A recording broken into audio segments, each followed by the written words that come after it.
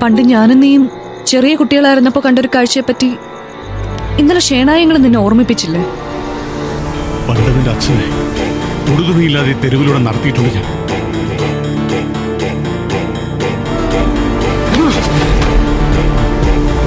ഇനി ഇവന്റെ മോന്റെ മെക്കെട്ട് കയറാൻ വന്ന തന്ത പഠിച്ച പാഠങ്ങളൊക്കെ നീയും പഠിക്കും.